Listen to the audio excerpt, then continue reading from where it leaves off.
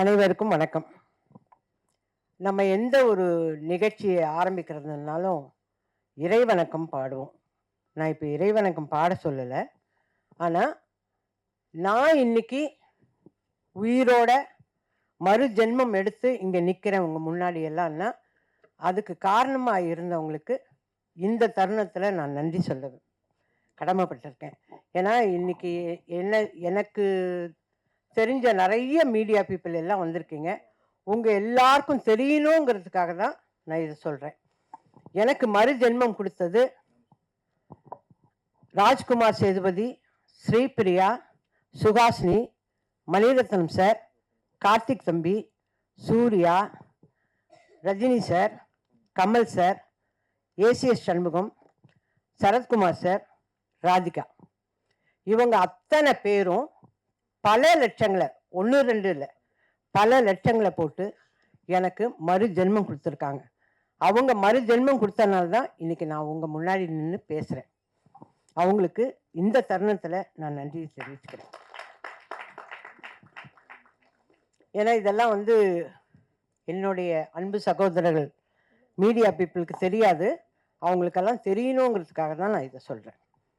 அதே மாதிரி இப்போது கான்சிட்டி 25வது நாள்.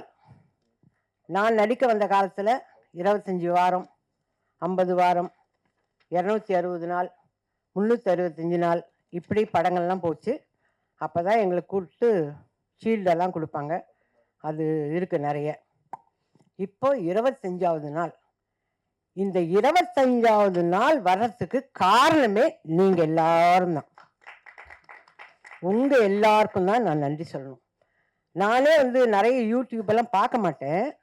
இதை பார்க்கும்போது இங்கே வந்தவர் ட்ரெய்லர் ரிலீஸ் ஆன அன்னைக்கு வந்த ஒரு யூடியூப்கார் சொல்கிறார், நான் பார்த்தேன், அது நல்லா இருந்தால் படத்துக்கு போவோம், இல்லைன்னா வேண்டான்னு இருந்தேன். ஆனால் படத்துக்கு போய் உட்காந்துட்டு வெளியிலே வர முடியல. அந்த அளவுக்கு அது அவ்வளோ இன்ட்ரெஸ்டிங்காக இருந்தது. அந்த படம் ரொம்ப சூப்பராக பண்ணியிருந்தாங்க அப்படின்னாங்க. நிறைய பேர் சின்ன சின்ன ஆடியன்ஸ் எல்லாம் கேட்குறாங்க. இவங்க எல்லாருமே ஐயோ ரொம்ப நல்லா இருக்குங்க, ரொம்ப நல்லா இருக்குங்கன்னாங்க. நிறைய வருஷத்துக்கு அப்புறம், நிறைய வருஷம், அதாவது அருணாச்சலம் இதெல்லாம் முடிஞ்சதுக்கப்புறம் வடிவக்கரசி அம்மா இதில் நல்லா பண்ணியிருக்காங்கன்னாங்க. ஐயோ நான் திருப்பி திருப்பி படிக்கிறேன். எதோ மறந்தா போல போய் எழுதிச்சு அந்த புள்ள அப்படின்னு சொல்லிட்டு திருப்பி திருப்பி படிக்கிறேன். அந்த மாதிரி அவ்வளோ சந்தோஷமாக இருந்தது. சரிங்க, ஒருத்தர் நல்லா நடித்தாங்க. இதை கேட்டுடுறேன், கோச்சுக்காதீங்க யாரும். நீங்கள் எல்லாரும் யூடியூப்பில் வடிவுக்கரசி, யோகி பாபு நல்லா நடித்தாங்க, இவங்க நடித்தாங்க, அவங்க நடித்தாங்கன்னு எல்லாம் சொல்கிறீங்க. ஓகே, இவங்களுக்கு வேலை கொடுங்கன்னு ஏன் எழுத மாட்டேன்றீங்க, சொல்ல மாட்டேன்றீங்க? அந்த காலத்துலையாவது தினத்தந்தியில் ஒரு வழி எழுதுவாங்க, இவர்களுக்கு நல்ல எதிர்காலம் இருக்கிறது அப்படின்னாவே ப்ரொடியூசரோ டைரக்டரோ அதை படித்தா, ஆஹா அப்போ வடிவுக்கரசின்னு ஒரு நடிகை வந்திருக்கு, அதுக்கு வேலை கொடுக்கலான்னு வாங்க.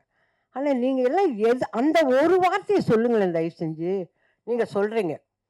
இந்த தேங்க்ஸ் மீட் முடிஞ்ச உடனே உங்களோட யூடியூப்லலாம் வடிவுக்கரசி நல்லா நடிச்சிருக்கு, அதுக்கு நீங்கள்லாம் வேலை கொடுக்கலாம் அப்படின்னு எழுதி எனக்கு வேலை வாங்கித்தாங்க. ஏன்னா எங்கள் டைரக்டர் கொடுக்குற மாதிரி தெரியல, அவர் போயிட்டார் ஷூட்டிங்க்கு. இதில் கான்சிட்டியில் நடித்த Yogi Babu sir super busy, அவர் ஆல்ரெடி பிஸி. தம்பிக்கு 4 படம் வந்திருக்கு. தம்பி நம்ம அர்ஜுன் தாஸ் தம்பி ஆல்ரெடி ஈசிஆரில் செட்டு போட்டு அங்கே பாட்டு பாடின்னு இருக்கார். ஓகேவா? இதெல்லாம் கேட்குறேன், நான் கேள்விப்படுறேன். எல்லாரும் இருக்காங்க. நான் என்ன பண்ணுறேன்னா வீட்லேயே உட்காந்துருக்கேன். வீட்டிலே உட்காந்து யூடியூப் எப்படி ஆன் பண்ணுறதுன்னு நல்லா கற்றுன்னு இதெல்லாம் பார்க்குறேன். அதான் நான் கேட்குறேன். எல்லாரும் சொன்னாங்க, இந்த தம்பி சொல்லிச்சு, அம்மா நீங்கள் சூப்பராக ஆக்ட் பண்ணியிருக்கேன். கரெக்டு கண்ணு, ஆனால் ஒரு படம் கூட வரல இன்னும். எனக்கு வேண்டியது வேலை. எல்லாரும் நீங்கள் இந்த படம் முழுக்க வந்துட்டீங்க, அதனால் உங்களுக்கு 5 நாள் வேலை கொடுக்க மாட்டேன்னா நான் எப்படி சோர்த்துன்றது? 5 நாள் வேலை கொடுக்க மாட்டேன், 3 நாள் வேலை இந்த ஈபியை கேட்டால், அம்மா நீங்கள் 10 வருஷம் அக்ரிமெண்ட்டில் இருக்கேன். என்ன அக்ரிமெண்ட்டு? நான் என்ன சொல்கிறேன், அக்ரிமெண்ட் இருக்குல்ல, மாதம் ஆனால் எனக்கு சம்பளம் அனுப்பிடு. அதை செய்யுங்களேன். மாதம் வடிவுக்கரசி அம்மாவுக்கு சான்ஸ் கொடுக்குறோமோ இல்லையோ, சம்பளம் மட்டும் அனுப்பிடுவோம் அப்படின்னு செய்யுங்க. விசு சார்லாம் அப்படி தான் பண்ணார். விசு சார், வி சேகர் சார்லாம் எங்களுக்கு மாதம் சம்பளம் அனுப்புவார். அந்த மாதிரி பண்ணிங்கன்னா சந்தோஷப்படுவேன். மியூசிக் டைரக்டர் வந்தார், அம்மா நீங்கள் நல்லா எல்லாம் சரிப்பா எனக்கு வேலை கொடுங்கய்யா, கொடுத்தாதானே நான் ஃபர்தராக நடிக்கிறது. இப்போ ஹரிஷ் சார் வந்து இந்த அம்மா ரஃப்பாகவே பேசுவாங்க, அப்படியே பேசுவாங்கன்னு எல்லாரும் நினச்சிருந்தது உடைச்சிட்டார். இல்லைங்க, அந்த அம்மா காமெடி கொடுத்தாங்க பண்ணுங்கன்னு சொல்லி ஹரிஷ் சார் உடைச்சார். அந்த மாதிரி நீங்கள்லாம் வேலை கொடுத்தாதானே நான் செய்வேன். நான் வந்தது வந்து உங்களுக்கு தேங்க்ஸ் சொல்கிறதுக்கு மட்டும் இல்லை, உங்கள் மூலியமாக எனக்கு வேலை வரணும். அதுக்கு தேவராஜ் சார் சும்மா ஷூட் மட்டும் பண்ணாதீங்க, வேலை வாங்கித்தாங்க எனக்கு, புரியுதா? நீங்கள் நடிக்க வந்துட்டீங்க, நான் என்ன வேலைக்கு போகிறது? எழுதுகிற வேலைக்கு போவேன் நான், முடியாதுல்ல. அதனால வேலை வாங்கித்தாங்க. ஹரிஷ் சார்கிட்ட இப்போ வருவார். உங்கள் எல்லாருக்கும் நன்றி, நீங்கள் எல்லாம் நல்லா நடிச்சு கொடுத்தீங்க, ஏன்னா ஹரிஷ் சாரோட டீமுக்கு நன்றி எல்லாம் சொல்ல வருவார். ஓகே, ஆனால் அவர் நம்மளெல்லாம் அழ வைக்கிற மாதிரியெல்லாம் சிலது பேசுகிறாராங்க, எனக்கு கஷ்டமாக இருக்குது. எனக்கு அதெல்லாம் பேசுவார். அப்படியே கண்டிப்பாக நான் எடுக்கிற படத்துலலாம் அட்லீஸ்ட் ஒரு நாள் வேலையாவது வடிவுக்கரசி அம்மாவுக்கு கொடுப்பேன் அப்படின்னு ஒரு சத்தியவாக்கு கொடுத்தாருன்னா ரொம்ப சந்தோஷமாக போவேன். அது எப்படிங்க, அவரோட டீமில் பாட்டு எழுதுறவர் இருப்பார், மியூசிக் டைரக்டர் இருப்பார், அர்ஜுன் தாஸ் தம்பி இருப்பார். ஆனால் நான் இருக்கக்கூடாதா? நான் இருக்கக்கூடாதா கேட்குறேன் இல்லை? அப்போ நான் வேலை செய்யலையா?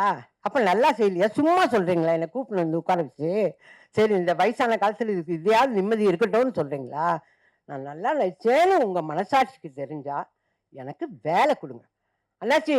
நீங்கள் போகிற இடத்துக்கும் எனக்கு வேலை வாங்கி கொடுங்க அண்ணாச்சி. சும்மா நீங்கள் குழந்தைங்களோட இருந்தேன் இப்படி. நான் உங்களோட நடிச்சிருக்கேன்ல, நான் நல்லா தான் நடிப்பேன், ப்ராம்ப்டிங் வாங்காமல் நடிப்பேன்ல. போதும். இந்த ஈபி மாதிரியே சொல்லாதீங்க, அந்த ஈபி அப்படிதான் சொல்லிட்டு இருக்கு, அந்த மாதிரி சொல்லாதீங்க. எனக்கு தயவு செஞ்சு வேலை வாங்கி கொடுங்க. நான் அடுத்த சக்ஸஸ் மீட்டில் வந்து பேசினாவோ இல்லை ப்ரெஸ் மீட்டில் பேசினாவோ நான் ரொம்ப ரிக்வெஸ்ட் பண்ணி கேட்டேன், நீங்கள்லாம் எனக்கு வேலை வாங்கி கொடுத்துருக்கீங்க, ரொம்ப சந்தோஷம்னு நான் சொல்லணும்.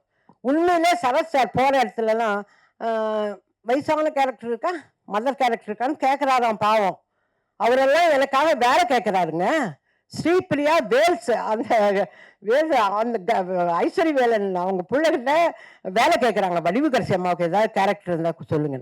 கமல் சார் நீங்கள் தான் பூஜை போட்டுருக்கீங்களா லைனா, அதில் வடிவுக்கரசிக்கு வேலை கொடுங்கன்னு எல்லாரும் எனக்காக வேலை, எனக்கு மறுஜன்மம் கொடுத்தது பத்தாதுன்னு வேலையும் கேட்குறாங்க. நான் இந்த ஃபங்க்ஷனுக்கு வந்ததே எல்லாரும் என்னை பற்றி நல்லா எழுதுனீங்க, அதுக்கு நன்றி. இந்த படத்தை 25 நாள் சக்ஸஸ்ஃபுல்லாக கொண்டாந்தீங்க, அதுக்கு நன்றி. மேலும் மேலும் எனக்கு வேலை வாங்கி கொடுக்க போறீங்க, அதுக்கும் நன்றி. கொடுங்கன்னெல்லாம் கேட்கல, கொடுக்க தான் போறீங்க, அதுக்கும் நன்றி. அம்மா சீக்கிரமாகவும் முடிச்சிட்டேன், பெல் அடிக்கிறதுக்கு முன்னாடி. ஏன்னா எனக்கு டைரக்டர் பேசுறத நான் பார்க்கணும், நான் போயிடக்கூடாது, நான் பார்க்கணும் என்னதான் சொல்றாரு பார்ப்போம். அண்ணாச்சி நீங்க தான் சாட்சி. நன்றி நன்றி நன்றி நன்றி நன்றி.